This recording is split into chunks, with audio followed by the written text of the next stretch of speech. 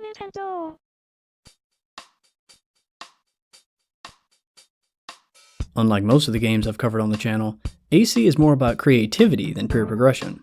Useful glitches have been discovered, of course, but just as much time and community effort have gone into the creation of third-party utilities which expand in-game function and improve quality of life. So although I'll be including exploits that can be done with nothing but the game itself, also expect mention of tools like Action Replay and homebrew apps, because frankly, there's just some amazing work being done that you should know about. By the way, the numbers you've been seeing are not the result of an emulator. This is Animal Crossing's debug mode, which Nintendo left on the retail game disc. It can still be activated by entering the following button combination on a controller plugged into the second controller port. Now, let's get into the real stuff.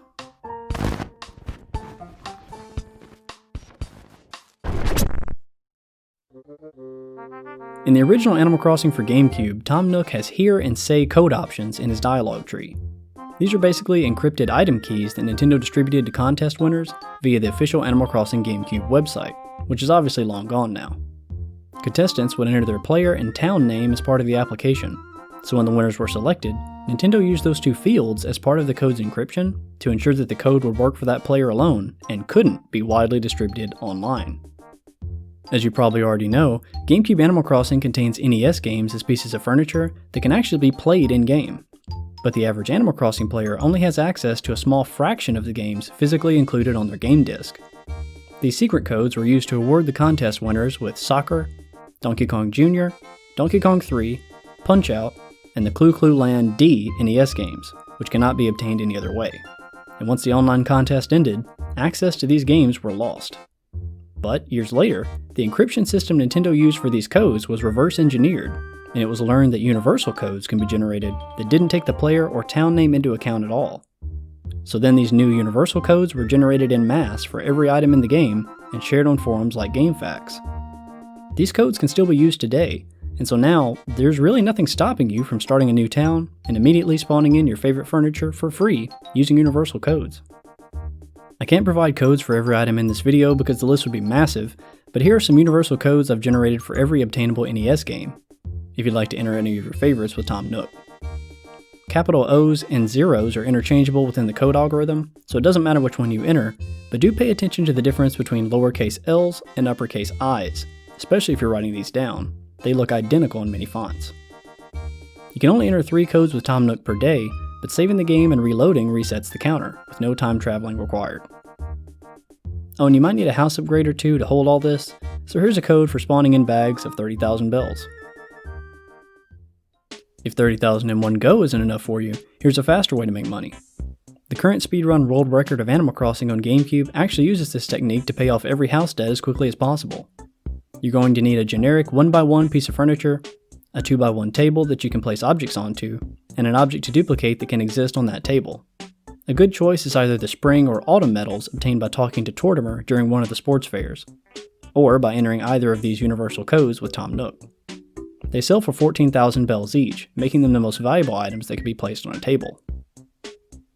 To start the glitch, place clothing or designs down along one of the walls of your house, then grab the shirt at the bottom corner to center your character on that tile. Then in one quick motion, run toward the northern wall and pause the game to drop the table so that it pushes your character up and to the right on top of the clothing you placed. This glitch is pixel perfect and will no doubt take multiple attempts. It's really hard to describe the timing without feeling it for yourself, but you can use horizontal lines in your wallpaper as a means of checking your timing. In the smallest version of the upper left house, this is what worked for me. Once your character is standing on the clothing, you can walk onto the table and drop your item, then turn and pick up the table itself to leave the item you want to duplicate floating in the air. This tricks the game into thinking the floating item is now the table, meaning the 1x1 piece of furniture can be placed on top. Now leave the house and re-enter, and the glitch is complete. The 2 furniture items will have swapped places, and no matter how many times you take the floating item, it will regenerate itself the next time you enter the house. At 14,000 bells each, you can imagine how quickly this could eliminate all debts. Actually, we don't have to imagine. The answer is 34 minutes and 38 seconds. Oh my god. A similar glitch can be done outside the house through the use of a snowball and signboards. Like furniture, signboards exist on a tile grid. Snowballs, however, aren't bound to that grid, and since both push the character, the interaction between these two hitboxes can be exploited. First, you need your clock set in winter during the time snowballs can appear. For the Gamecube version, that's December 11th to February 24th. Then roll the snowball to the northern fence near the train tracks and place signboards all around it. Place a final signboard to push your character inside the snowball, and then use bells or items and letters to fill up all the spaces in your inventory and try to pick the sign back up. This should fail since you have no free inventory space and inject you back into the center of the snowball, which then in turn ejects you upwards on top of the signs.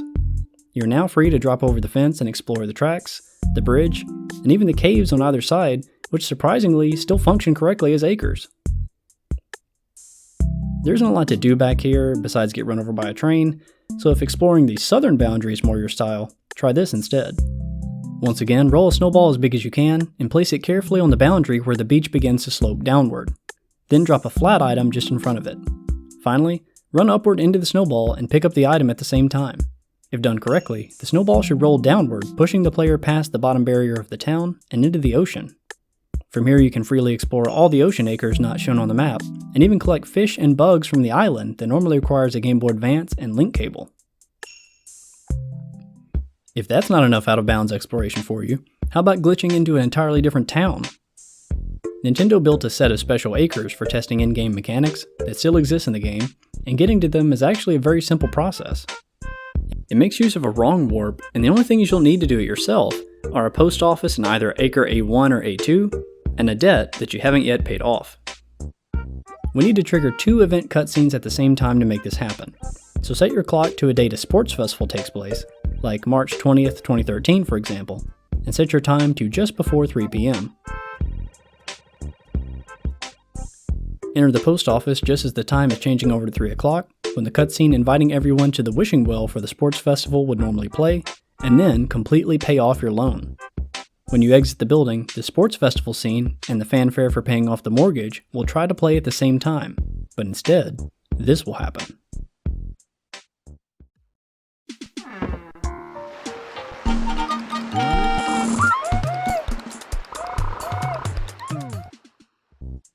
You are now in Nintendo's Beta Town, where you can see they had specific areas for testing hitbox collision with the environment, every type of tree at every stage of growth, conversations with neighbor villagers, and even this gyroid made out of meat. Because there's no way to save the game or teleport back to your town from here, resetting is pretty much the only option when you're done. Gee, I'm sure glad Nintendo programmed this asinine NPC into the game. This is the part of the video where we shift from in-game exploits to tool-assisted ones. And from this part onward, we're going in deep. In order to edit terrain, buildings, and every other specific town feature in this game, you're going to need a save editor. The best one online is a free Windows application called ACSE, or Animal Crossing Save Editor, written by a GitHub user named Kueller36, which has support for every Animal Crossing title, New Leaf or older. Not like New Horizons really needs this type of tool anyway. I'll put a link to the download in the description. But in order to use it, you'll have to have some means of extracting save data from your game. For Gamecube, that means Action Replay, a memory card to SD card pass-through adapter like this Wii SD, a 4GB or smaller SD card, and the Gamecube Memory Manager homebrew by Suloku, which is also linked in the description.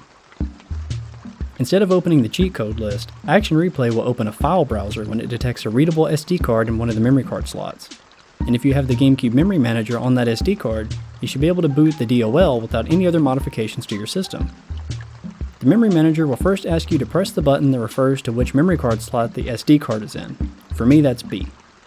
Then pressing Y will take you to the backup menu. This is a list of everything on my memory card in the opposite slot. So from here you'll need to select the Animal Crossing data and press A to copy it to the SD card. For whatever reason, the North American version of Animal Crossing saves data under the game's Japanese title, Debutsu no Mori, but you can also just look on the right to make sure you have the right thing selected if that's easier. You want the one that says Town Data, not NES data. Back on the PC, open ACSE and give it the file we extracted to the SD card. From here you can do everything from renaming the player or town, changing your player appearance, changing the physical terrain of your town, and even altering the objects that occupy each and every specific tile. This includes buildings, which means instead of having your house in the center of town, you could have it anywhere else.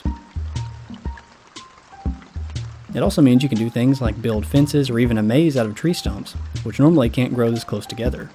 And again, this is not GameCube exclusive. This tool can be used to edit a Wild World, City Folk, or New Leaf Town as well. But for GameCube specifically, it also means you can add inaccessible items to your inventory, like these 4 otherwise unobtainable NES games. When you're done, just save the file, put the SD card back in the GameCube, and use the Restore option in Memory Manager to write the edited file onto the GameCube memory card. Having a backup of your GameCube save data might not be the worst idea in the first place, and it sets us up for what I believe is the most interesting tool available for GameCube Animal Crossing right now. I think it's fairly common knowledge that Animal Crossing on GameCube includes playable NES games, and the most avid might also know that there is a non-playable blank NES that just exists as a piece of furniture. Interacting with it causes a pop-up that reads, "I want to play my NES, but I don't have any software," and then nothing else happens. I think most people recognize that this dialogue is a bit weird, but wrote it off as maybe referring to the other playable NES items in the game, or maybe just some weird mistranslation. That is until June of 2018, when Cooler36 looked into the code of this empty NES and discovered that before the pop-up, the game is actually attempting to load an NES ROM from the memory card, and upon finding nothing, responds with, "I don't have any software." So the next step was obvious. Cooler made a program called ACNES Creator, which converts an NES ROM into the GameCube save data file type, GCI, for use with Memory Manager. You open the utility and put any NES ROM inside. I also made a little icon for it, which isn't necessary. Click Generate, and then copy the file to the GameCube memory card with the Memory Manager. Oddly, the GameCube system firmware was able to read the icon I added, but not the name of the game itself. When I went back to check the blank NES afterwards, it actually worked. I think everyone knew that Animal Crossing must have an internal NES emulator for handling all the playable games, but I had no idea that the blank NES was capable of loading additional ones, and especially not that it's as simple as placing a ROM on the memory card. The running theory now seems to be that Nintendo might have been planning to sell NES games on individual GameCube memory cards, but the plans either fell through or were scrapped intentionally to promote the e-reader. What's so incredible about this is that this game is running without Action Replay, an attached SD card, custom firmware, or anything of that sort. This is all OEM Nintendo stuff, and it only takes these additional tools to load the memory card in the first place. The blank NES can also handle multiple games being on the same memory card, so there's nothing stopping you from putting all your favorite games on one card and using the built-in Animal Crossing NES emulator you never knew you had. The link to ACNES Creator is linked in the description, and although I can't legally provide you with ROMs, I think we all know how to get those by now. Send Cooler36 some love for his hard work on the modding scene, and if this sounds cool, I highly recommend trying this stuff out for yourself. Action Replay and especially the Wii SD memory card adapter are fairly cheap these days. Hope this video has been a pleasure. Thanks for watching, and until next time, I think you can guess what I'll be up to.